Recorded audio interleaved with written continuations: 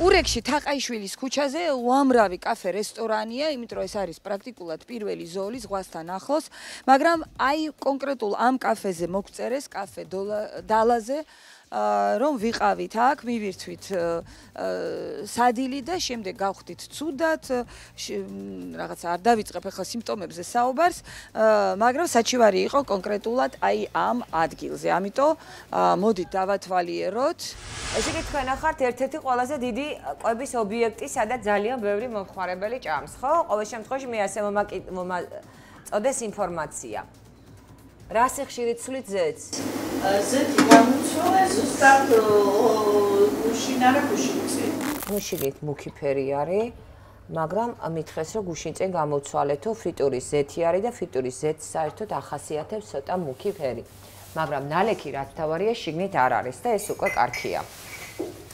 მიმდინარეობს დასუფთავება, საერთოდ კარგია რომ სანიტარული ოთახი იყოს გარეთ სუფთავდებოდეს ეს ყველაფერი და გარეთ ხდებოდეს ამის დასუფთავება, გახსნა და შემდეგ შემოიტანონ სამზარეულოში, იმიტომ რომ სამწუხაროდ აი ძირითადად ტარაკნები შემოდიან აი ზუსტად ასე შეფუთული პროდუქციიდან, რომლის გამოყვანა მერე და მოცილება არის ძალიან ძნელი. იმედია რომ აქ არაფერი არ დამხდება. კედლები არის მოპირკეთებული, მაგრამ კედლები სათანადოდ უნდა სუფთავდებოდეს უფრო ხშირად. ერთჯერადი უნდა იყოს და აი ესეთ ტილოებს არ უნდა ხმარობდეთ არავითარ შემთხვევაში. აი ესეთ ხელსაწმენდებს არ უნდა ხმარობდეს. ერთჯერადი უნდა იყოს, იმიტომ რომ მაგის დასუფთავება ფიზიკურად შეუძლებელია.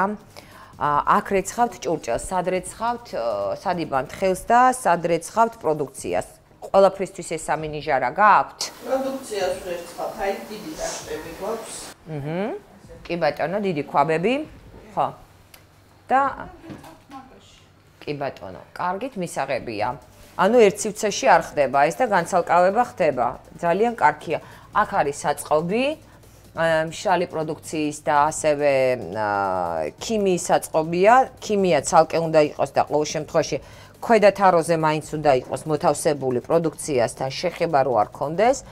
ასეთ ერთ სივრცეში გახსნილი ქიმია, სადაც წვეთები არის წვეთებული და ქვევით პროდუქცია დევს, პროდუქტი დევს, ну, როგორც მინიმუმ არასწორი. ძალიან ბევრი ზედმეტი ნივთი გაქვთ და ეს ზედმეტი ნივთები ზევით რაც დევს, ეს ყველა უნდა გაიტანოთ აქედან. ქიმიასთან ძალიან ფრთხილად უნდა იყოს და ესე უპრაგონოდ ყველგან დადება არავითარ შემთხვევაში არ შეიძლება. კი ბატონო, იქ უნდა იყოს. პროდუქტი უნდა იყოს ყველა აბსოლუტურად თავდახურული და მარკირებული. ეს სავალდებულოა. მაცივარი დასალაგებელი არის. აი ეს როდინდელია, მითხარით, ქალბატონებო? соуს. როდინდელია. გუშინდელი ეს არ იქნება. ისეთი ფერი აქვს, იმდენად ნაცვლელი აქვს ფერი, რომ ეს გუშინდელი არ იქნება. გაპრიალებულია ხორცის მანქანები, ნახეთ რა კარგი გარეცხილია, გაწკრიალებულია. აი ყველაფერი სუფთაა აბსოლუტურად, მომწონს. აუცილებელია და დასუფთავდეს პერიოდულად მიკროტალღური ღუმელი. აი ჩვეულებრივად გაცხელების დროს აი ძალიან ბინძურდება. ეს დაბინძურება მიკროტალღურში არ უნდა იყოს არანაირად. Ну, რა თქმა უნდა, რუსული მენიუ, რუსი ტურისტები თავი კომფორტულად იგზნონ და ნახონ მათთვის მშობლიურ ენაზე თუ როგორი მენიუ აქვს ამ კაფეს და მოდით გარდა იმისა, რომ ეს გარე სივრცეა და ალბათ კარგ ამინდში, ზიან ამინდში აქ სასიამოვნო სიგრილია, მაგრამ ეხლა არავინ არ არის, იმიტომ რომ წვიმს. ამიტომ შევიდეთ დარბაზში და დავათვალიეროთ ის დარბაზი, რომელიც ემსახურება ასევე სტუმარს.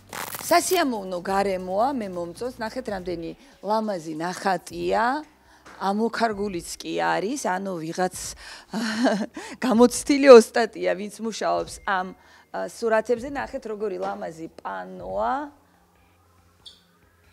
ლამაზად არის გაკეთებული, რა თქმა უნდა, ზღვის თემატიკა. აი შეხედეთ როგორი ლამაზია.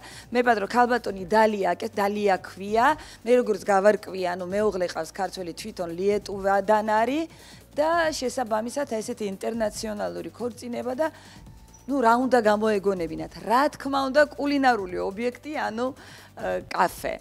კაფე დალა კიდევ ერთხელ გახსენებთ სად ვართ ახლა ჩვენ ურეკში თაყაიშვილის ქუჩაზე მადონა იღებს რა თქმა უნდა სამზარეულოს მე ვათვალიერებ გარე სივრცეს აი ყველგან ყვავილებიან და ნამდვილად ძალიან ლამაზად არის გაფორმებული ასეთი რბილი სავარძლებია და მაგიდა ყველაფერი ცალცალკე არის ულუფებად და მაცივარი არის გაწმენდილი გაპრიალებული ძალიან კარგი ოღონ ვადები და სტიკერები უნდა იყოს თერმომეტრი რომელიც ტემპერატურას ამოწმებს არის მაცივარში ესე ძალიან კარგია ეს იმაზე მეტყველებს რომ ჰასპი დანერგილი აქვს როდის დამზადებულია მაწონი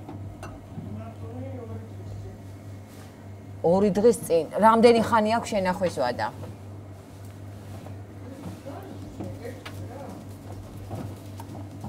არ ვიცი ერთი კვირა თქვენ ვიცით რომ არ არის პასუხი მაწონს უნდა ქონდეს ეტიკეტირება საქართველოს კანონმდებლობით აუცილებელია რომ იცოდეთ როდის არის დამზადებული თქვენ ამზადებთ თუ ყიდულობთ ყიდულობთ მით უმეტეს იმათმა როდის დაამზადეს ხო არ იცით რამე ამზადებენ დილას მოვუჩვენთ კი ეს რძესაც პროდუქცია ხმარობთ ამზადებთ რაღაცას ხო ხმარობთ ნედლეულად მეორად ბოთლში ჩასხმა და მეორად ჭურჭელში ეს ცოტა ის არის რისკ ფაქტორია იმიტომ რომ არ ვიცით რამდენად სუფთად და რამდენად სწორად არის დასუფთავებული თვითონ კონტეინერები და ბოთლები მეორადი ერთჯერადი პირველადი აქ რა არის ნუ აი თქვენ თვითონ შეხედავთ ეხლა რომ ზევიდან ნედლეული პროდუქტი ყრის ნაწილაკებს ქვევით, ხო?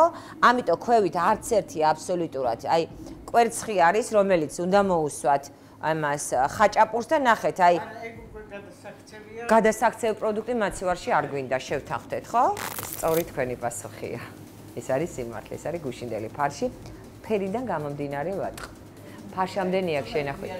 ფარშამდენი აქვს შენახვის ვადა. არა. 24 საათი შეკმაზულ ფარშისთვის ძალიან ბევრია და იმიტომ არის ხშირად აი მომხარებელი რომ ჩივის რომ არის ამჟავებული და კვებითი ინტოქსიკაციას იწვევს, იმიტომ რომ ხახვი ძალიან მალე ფუჭდება.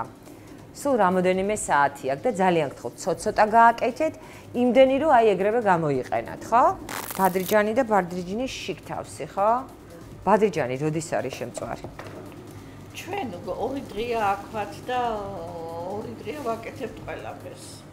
ამას მომხარებას ხო გავუტყოთ.